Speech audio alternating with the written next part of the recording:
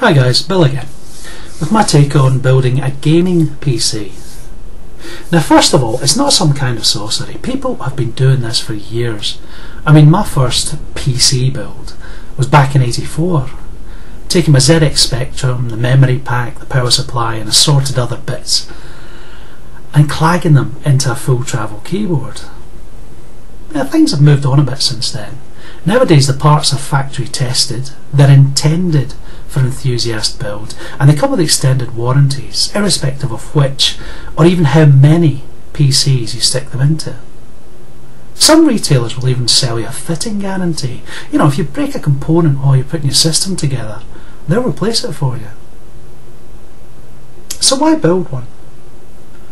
Well, it's immensely rewarding and it's a lot of fun. Perhaps more importantly though, it takes a huge bite out of the cost. Now my eldest turned 18 recently. He's a good lad. Instead of asking for a big party or driving lessons or something like that, he asked for a PC. Like father, like son. Now we're not wealthy people. On our budget, we could have gotten him a reasonable high street PC. It would play the latest titles on moderate settings, and it would do all sorts of allegedly useful stuff with a raft of software cluttering up a small hard drive. Well, we could do that. Or we could buy components designed for gaming, and then he can add whatever useful software he needs, as and when he actually needs it. The first choice was a case. There are a bewildering variety of them out there.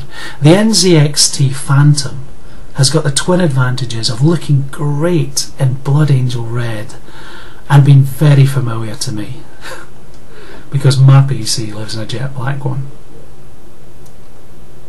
I like it because it's roomy, it's got good airflow, it comes with plenty of fasteners, it's got 4 factory fitted fans in their controller, it's got front sockets for USB 2, USB 3, headphone and mic jacks, and it even has an external drive port. I like it a lot, and so does my son. Now, mainly because I'm familiar with both of them, we went for an Intel chipset and NVIDIA graphics. We worked out max power draw at around 500 to 600 watts, so to ensure a stable and long-lived power supply with room for a bit of expansion, we went for a 750 watt power supply unit from Corsair. Corsair being a brand that I've got experience of and I trust. Now, I know X99 standard motherboards are very much the flavour of the month these days, with some lovely features allowing you to maximise the performance of all the cutting edge components, but if you're not actually using them, the additional cost is hard to justify. The Asus Sabertooth Mark II is a bit of a bargain. Although it uses an older chipset, it's a third of the price and it's still able to deliver the full potential of most currently popular components. Now likewise, while a brand new i7 would be nice, its actual performance edge over an i5 is nowhere near the price difference. Depending on software support, there might not be any discernible advantage at all. Now, we ran with a Devil's Canyon 4690K. It runs at 3.5 GHz as standard and it turbos to about 3.9. Most importantly, it's unlocked. That means that when it does start to lag behind the latest titles a few years down the line, then we can stick an aftermarket cooler on it and we can overclock it. 4.5 gigs is actually stable according to most of the tests that I've read. So there's a fair bit of potential there. Now I know there's a gazillion build a PC vids on the tube and this isn't one of them. If you have got any questions, I'll answer them. Just post them up in the comments, and if I can't answer them, I'll point you at somebody who can give you a better explanation. But having said that, there are a few points that are worth raising. Electrostatic discharge can kill components, so please, if you're doing something like this, make sure that you're earthed before touching anything with electrical connections. Now I plug the power supply unit into the wall, with power off at the mains but on at the PSU, to give the case a path to earth. I use a long fastener with the paint stripped off it, screwed into the case, to give me something to attach my anti-static mat and wrist strap to. I always touch the case for a few seconds before working on anything inside it.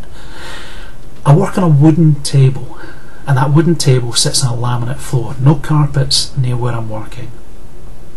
And I leave any components I'm going to use inside of their anti-static bags until they're actually required. Now if you're ever handling a CPU, hold it by the edges. Don't touch the connectors on the motherboard or the chip. Be gentle with these things. Just wriggle it gently into position. Don't force anything, don't force them into place, or you're going to have to pry them loose again. Be very careful with the thin wire connectors on the edges of the motherboard, especially if you've got great big sausage fingers like mine. It's a lot better to take a few attempts to get a connector on right than bending the wires and potentially trashing the whole board. Make sure that those spacers are screwed in tight. They're going to be taking a second screw, you don't want them spinning in place. Now the Phantom has some really nice features. The optical bays have a lock on them to hold your drive in place. Now I still screw them into place, but the extra security isn't actually necessary. And likewise, the hard drive bays are designed for easy swapping. So they've got quick connectors, which are perfectly adequate to hold your drive. I still screw them down. Old habits die hard, I guess. Cable management is another thing that's really good on the Phantom. I get the feeling that the guy or the guys who designed it actually build PCs for themselves. Now it's a graphics card that actually makes or breaks a gaming machine. I'd love to have put a shiny GPX 980 in there, but at twice the cost of a similar spec GTX 970, it's really not hard to go for the lesser card. Now the Palette Jetstream is a little bit quicker than most of its competitors, and it's utterly gorgeous. Well, it is when it's upside down. The top of the card's just a circuit board, so the lovely twin fans, the gold case, those half-hidden cooling fans, everything disappears when it gets to work, which is a shame. Ah well, it's a good job it's not just a pretty face. I was so impressed with the package and its performance that I actually stuck 2 of them in there. Now, just be aware, not all games support SLI, but the ones that do allow you to have a tremendous performance boost by sticking 2 graphics cards together. The verdict? Well, I think I've got one very happy teen. He's got silky smooth games running on his shiny new machine. He's been happily modding 9 hells out of Skyrim. That's a game that he used to play exclusively on his Xbox, and at much lower resolutions, at far slower frame rate. I think he really likes it. I really enjoyed putting it all together again.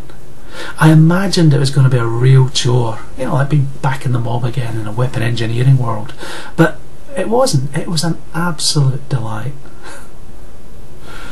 Now if I could just get enough cash together to make one for myself. Laters, guys.